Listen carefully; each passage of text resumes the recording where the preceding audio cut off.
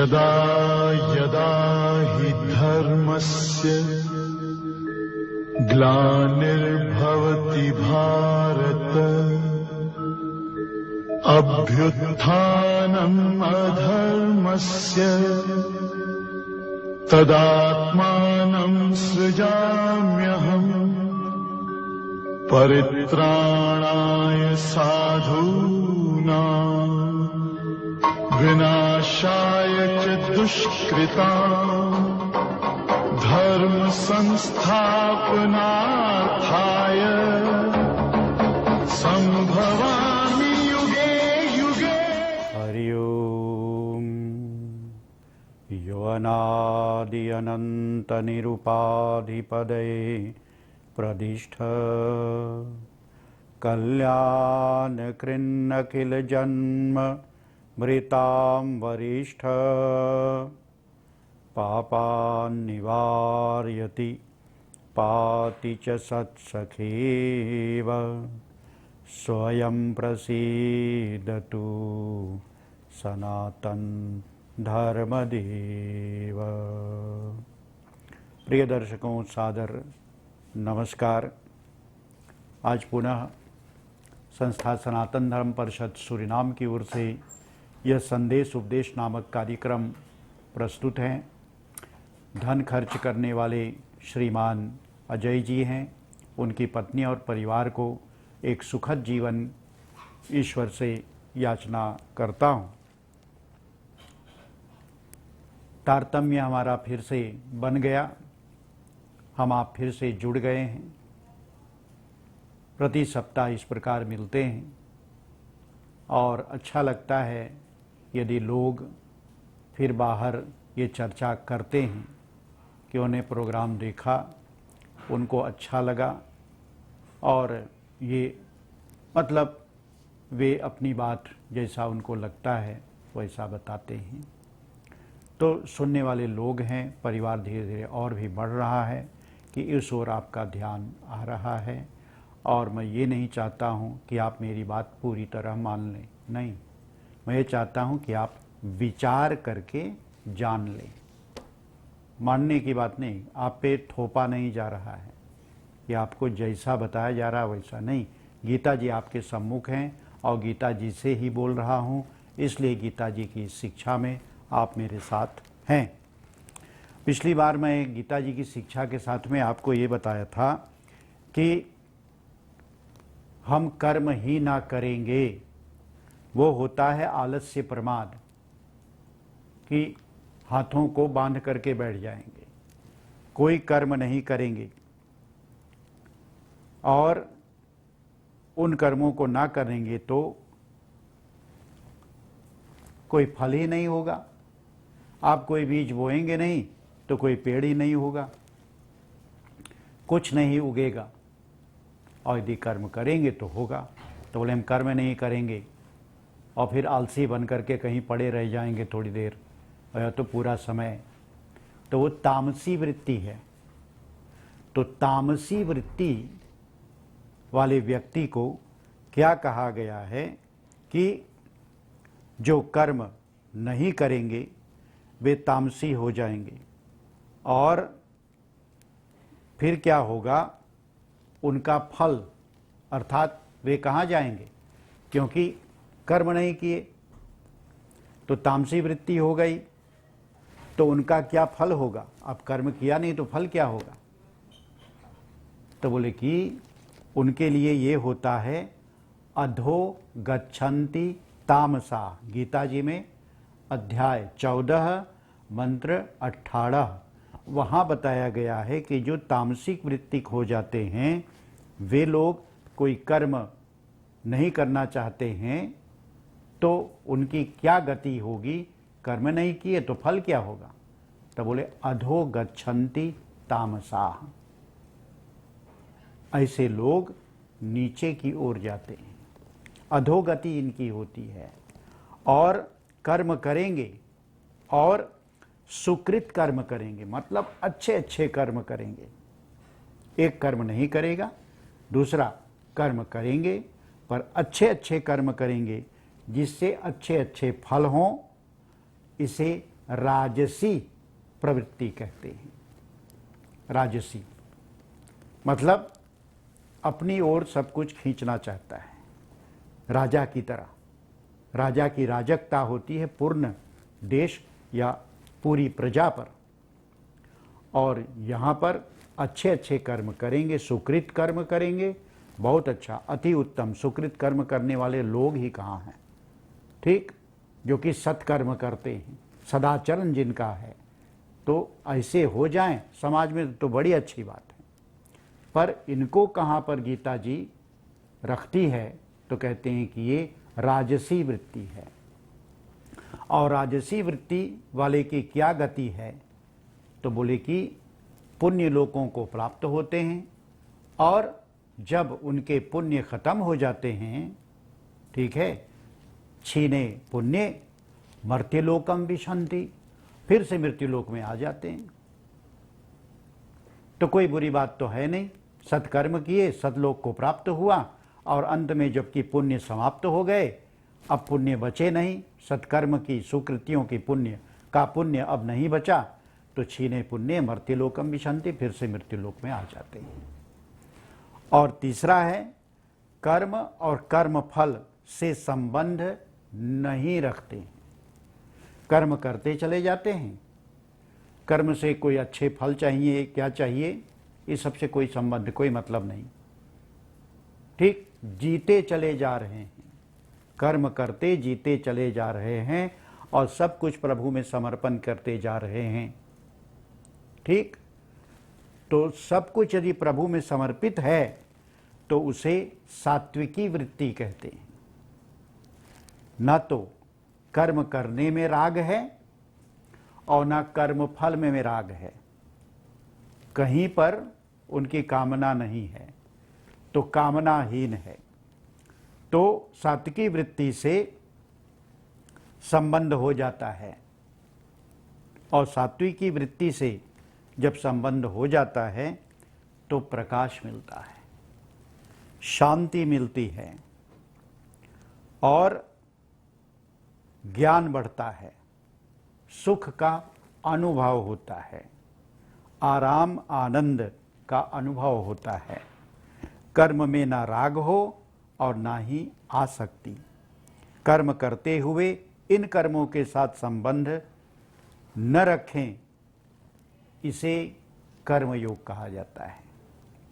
तो सात्विकी वृत्ति वाले लोग होते हैं, वे कर्म, उनके कर्म क्या हैं, कर्म योग है, कर्म के साथ जुड़ गए हैं। कैसे, तो योग शब्द को पहले समझ लो, योग शब्द को समझ लें। गीता जी अध्याय 2 मंत्र 48, योगस्थ कुरु कर्माणि संग त्यक्त्वा धनंजय सिद्ध्य सिद्धयोः समो भूत्वा समत्वम योग उच्यते। कहते हैं योग में स्थित हुआ कर्मों को कर, योगस्थ कुरु कर्माणि, कर्मों को योग में स्थित होकर कर। कर्म, कर्म फल में, देश में, काल में, घटना में, परिस्थिति में, अंतःकरण में, बहिकरण में आदि प्राकृत वस्तु पदार्थ भाव वातावरण में तेरी आसक्ति ना हो, तभी तू निर्लिप्तता पूर्वक कर्म कर सकता है। इतनी सारी बातें गीता जी में बताई गई, एक ही श्लोक के साथ में ये उपदेश किए गए, ये शिक्षा आपको दी जाती है कि कहीं पर भी जीव, प्राणी, मनुष्य कहीं पर भी आसक्त ना हो, कहीं पर चिपक ना जाए, कहीं पर चिपक ना जाए। तो कहते हैं कि वह कर्म में ना चिपकें और कर्म फल में भी ना चिपकें, और किसी देश में, अर्थात ये अच्छा लग गया, यह स्थान बहुत, ये वातावरण बहुत अच्छा है, और वातावरण में आप चिपक गए, ऐसे वातावरण हमें मिलते रहें तो अच्छा है, तो वातावरण में आप चिपक गए, परिस्थिति में आप चिपक गए, किसी देश में, किसी काल में आप चिपक गए, नहीं। क्या प्रातः है, क्या मध्याह्न, क्या सायं, क्या रात अर्धरात्र, क्या प्रातः, बस सब आपको सम लगने चाहिए। और जब प्राणी को ये सब सम लगने लगते हैं, किसी समय भी उनको अच्छा ही लगता है, अच्छा ही है कार्य कर्म करने के लिए, तो कर्म होता चला जा रहा है। कर्म का परिणाम अर्थात फल वापस क्या मिलेगा? नारायण, उसकी ओर भी कोई आसक्ति नहीं, कोई अटैचमेंट उससे भी नहीं है। और जो उससे भी कोई आसक्ति नहीं, तब तो ना कर्म में चिपकेंगे और ना कर्म फल में चिपकेंगे, तो निराला हो जाएंगे। और निराला जब हो जाएंगे, नीचे से जो पानी है, कीचड़ है, वह ऊपर उठता है, पर कमल का पत्ता उससे भी ऊपर उठ जाता है। उस नीचे वाले जल से अर्थात कर्म से वह ऊपर होता है, और ऊपर से जो कर्म के फल अर्थात वर्षा का भी पानी आए तो भी ढड़क जाता है, कमल के पत्ते पे नहीं रुकता। तो जैसे पत्ता निराला हो गया, ठीक इसी प्रकार आपको उपदेश दिया जाता है। आपके लिए गीता भी यही शिक्षा देती है कि आप कमल पत्र के माफिक हो जाएं, ना नीचे से कोई प्रभाव और ना ऊपर के जल से कोई प्रभाव, सब पर आप बिल्कुल पानी से परे हैं। तो इस प्रकार प्राणी भी अपने कर्म से और अपने कर्म फल से दोनों से मुक्त हों, और दोनों से यदि मुक्त हो जाता है तो इस सभी बंधनों से मुक्त होता है, वह कर्मयोगी है। तो कर्मयोग क्या है? तो बोले कि समत्वम योग उच्यते, समानता, बराबर, और जब समत्व है तब उसे ही योग कहते हैं। समत्वम योग उच्यते, समता ही योग है, अर्थात समता परमात्मा का स्वरूप है। न तो परमात्मा तेरे लिए, न इसके लिए, न उसके लिए, न ब्रह्मांड के लिए, न जल के लिए, न पर्वत के लिए, न चंद्र के लिए, न सूर्य के लिए, किसी के लिए वो परमात्मा नहीं, ठीक। और परमात्मा कोई कर्म करता ही नहीं जिससे उनको फल मिले। तो समत्व कहाँ है? समत्व परमात्मा है, और योग भी समत्व है। समत्व को ही योग कहते हैं और योग को ही समत्व कहते हैं। समत्व माने बराबर, तो ये बराबर है तब तो ठीक। तो परमात्मा का ये स्वरूप है।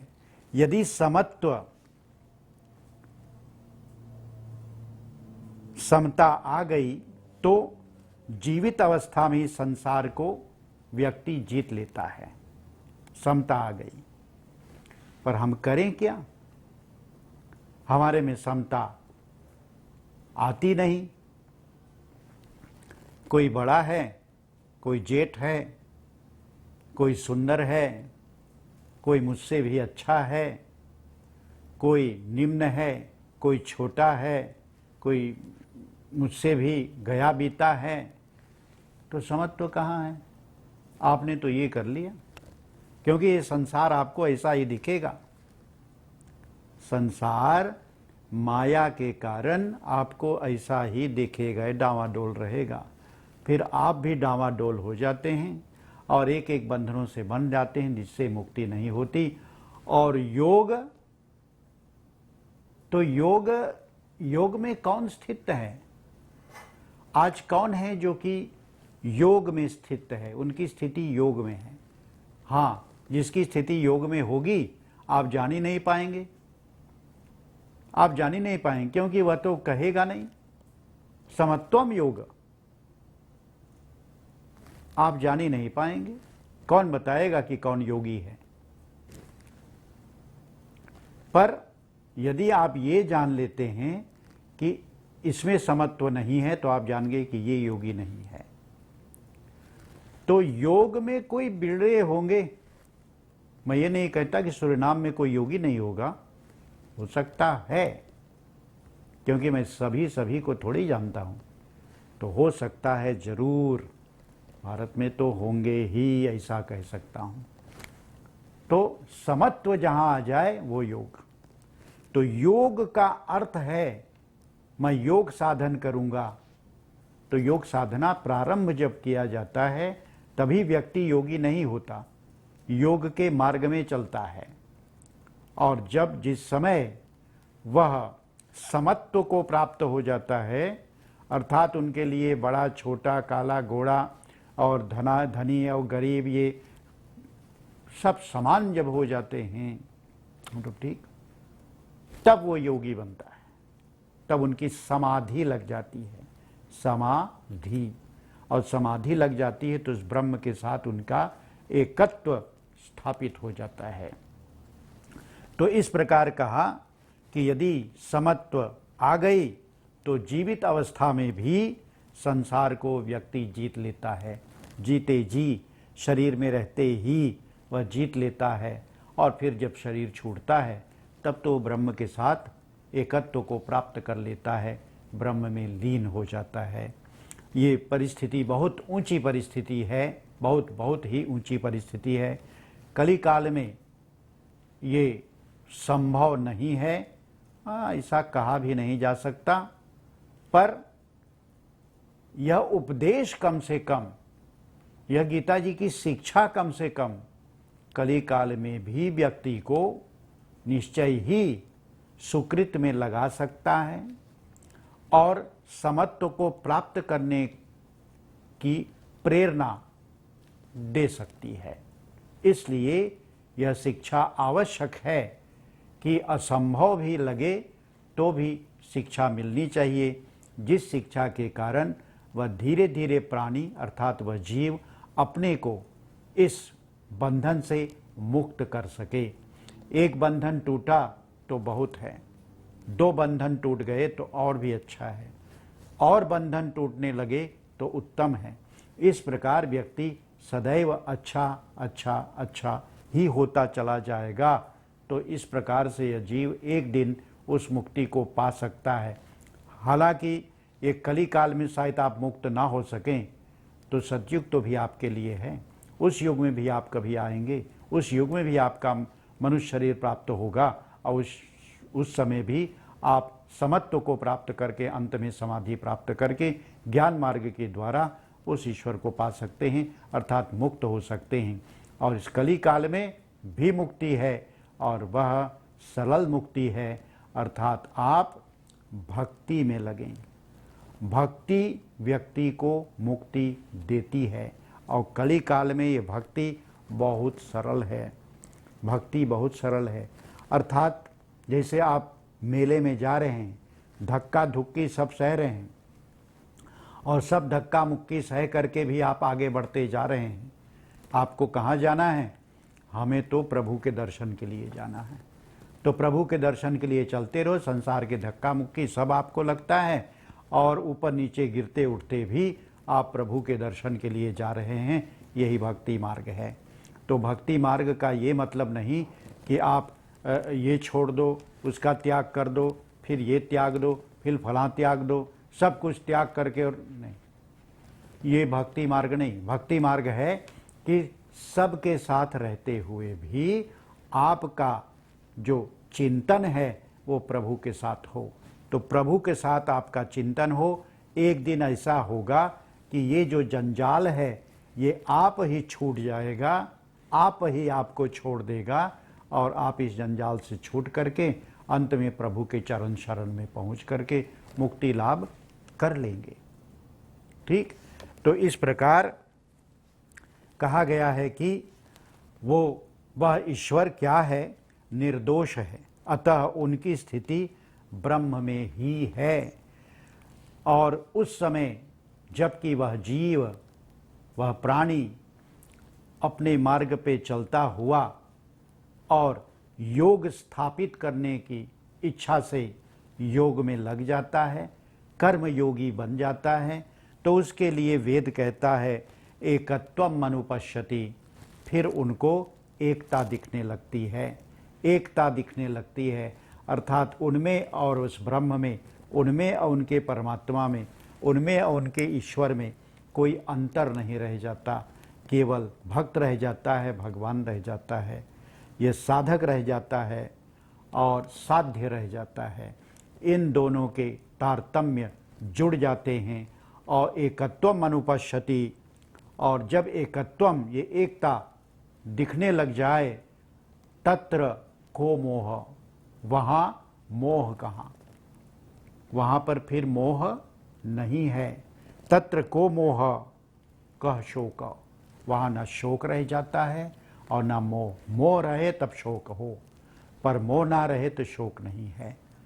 ठीक, इस बात को फिर अगली बार मैं आगे बढ़ाऊंगा आपको साथ लेकर के कि ये मोह क्या है, ये उत्पन्न कैसे होता है और ये क्या क्या कर जाता है। ये अगली बार मैं गीता जी की शिक्षा को आगे बढ़ाते हुए आपके साथ में इसे शेयर करूंगा। आज के लिए वाणी को यहीं पे विराम देता हूं, अगली बार फिर आपसे मिलते हैं। हरि ओम। शांति शांति शांति।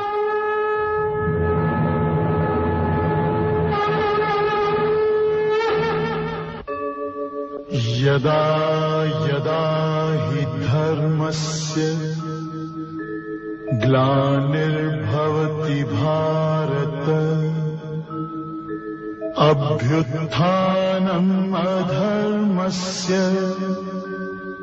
तदात्मानं सृजाम्यहम्, परित्राणाय साधूनां विनाशाय च दुष्कृतां, धर्म संस्थापनार्थाय